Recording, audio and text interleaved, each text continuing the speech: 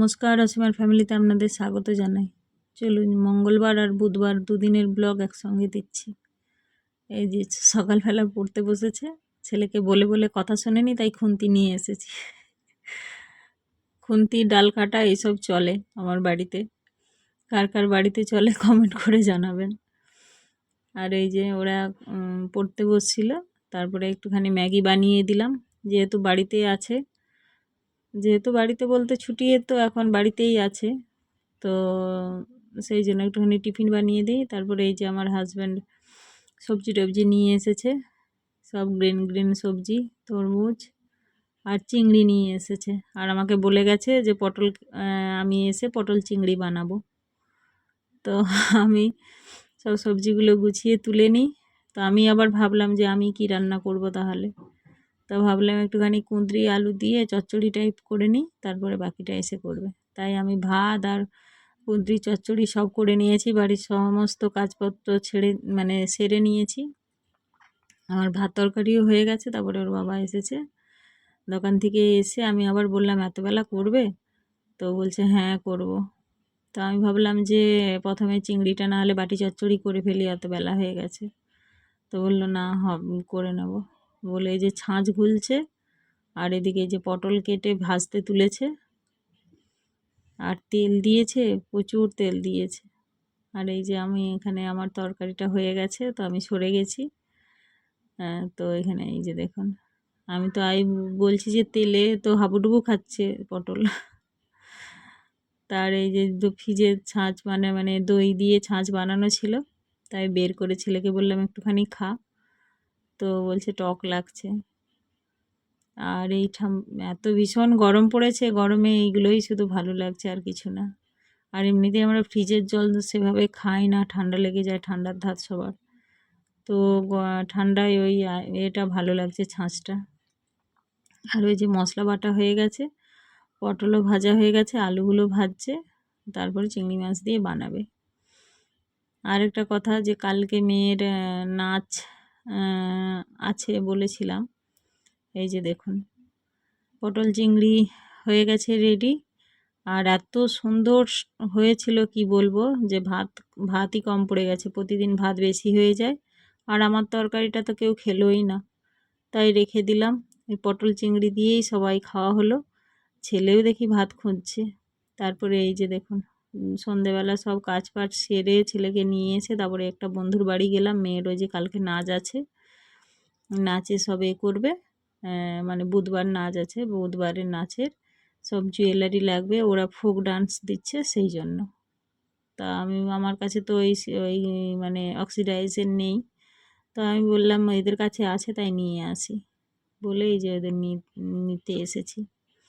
তো দুটো সেট পছন্দ হলো, ওইগুলোই নিলাম, বেশি ভারী নেব না। তো এইগুলো নিয়ে যাই, যেটা পরে পরবে। তারপরে আবার এক জায়গায় যেতে হবে শাড়ির খোঁজে। শাড়ি বলতে শাড়িটাও আমার কাছে নেই, ওই সেই গামছা শাড়ি না কি বলে ওগুলোর নাম জানি না, গামছা টাইপের চেক চেক শাড়ি। একজনের কাছে ফোন করেছিলাম, তো বলছে আমার কাছে আছে। অনেক জায়গায় ফোন করেছিলাম, কেউ তো না ছাড়া হ্যাঁ করছে না। তো আছে বলতে আমি বললাম ঠিক আছে তোমার বাড়ি যাচ্ছি বলে, আবার রাত্রে এসে ওদের বাড়ি গেলাম। গিয়ে আবার আর এই জুয়েলারিগুলো দেখছি খুব সুন্দর আর বড় বড়। এই যে আর এক বাড়ি চলে এসেছি শাড়ি নিতে।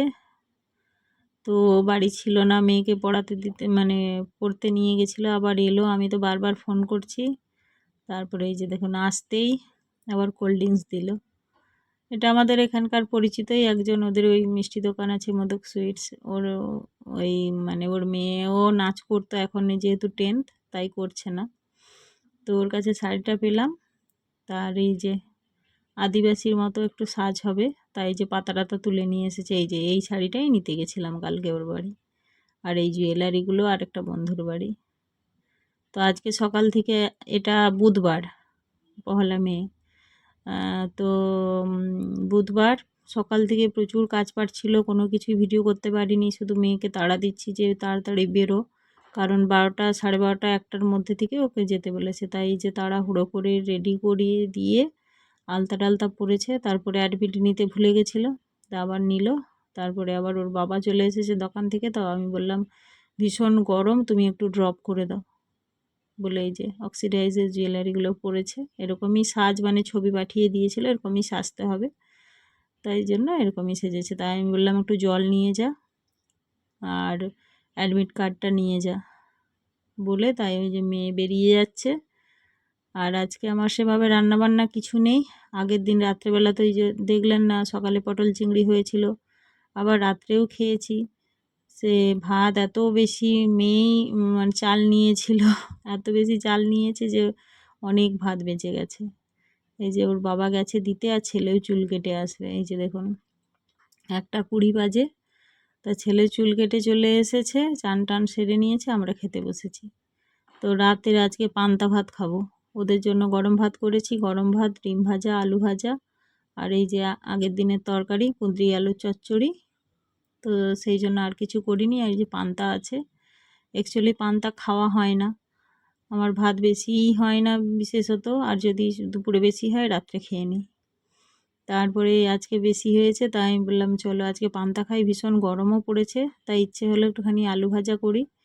আর ডিম ভাজা, মাছ ভাজা হলে ভালো হতো, মাছ নেই যখন থাক ডিম ভাজা করেছি, আর আগের দিনের একটুখানি তরকারি।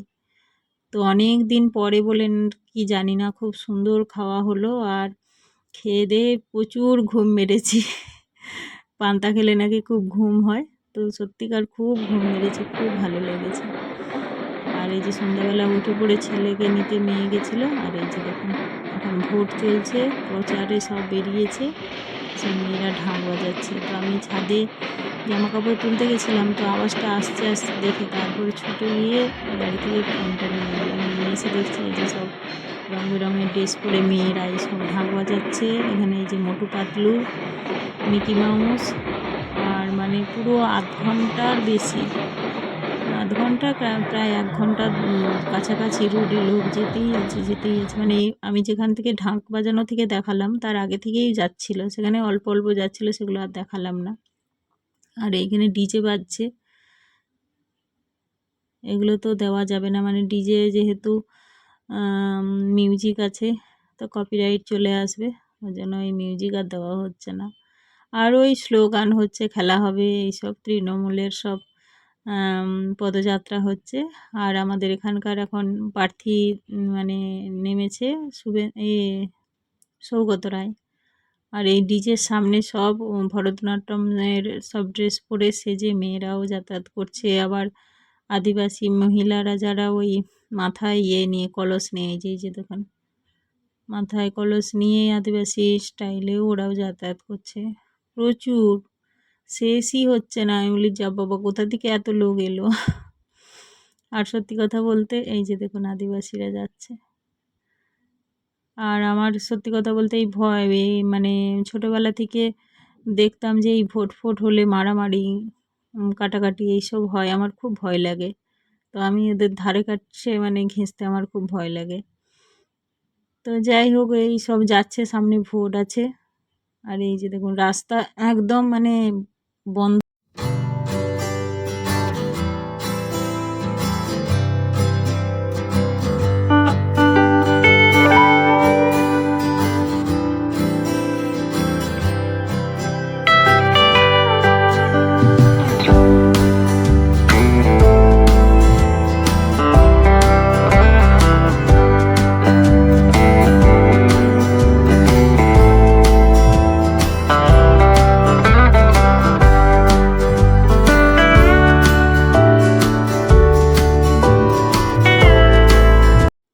এই যে এখানে সৌগত রায় যাচ্ছেন, সাদা জামা পরে আছে, সাদা লাইট পড়েছে, তাই বোঝা যাচ্ছে না। এই যে গাড়িতে উনি সবাইকে করজোড়ে মানে নমস্কার করছেন। ওই গাড়িতে আবার মদন মিত্রও বসে আছেন। তো যাই হোক, ভিডিওটা যদি ভালো লেগে থাকে অবশ্যই লাইক, শেয়ার, কমেন্ট করবেন। সবাই ভালো থাকবেন। আর এই যে দেখুন ভোটের লাইন শেষ হচ্ছে না, আবার পেছনে সব ভিআইপিদের গাড়িও আছে।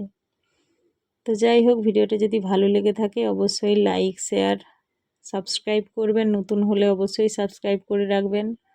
আর কমেন্ট তো অবশ্যই করবেন, আপনাদের মন্তব্য জানাবেন, কি লাগছে, কেমন লাগছে, কি বৃত্তান্ত, সব কিছু জানাবেন।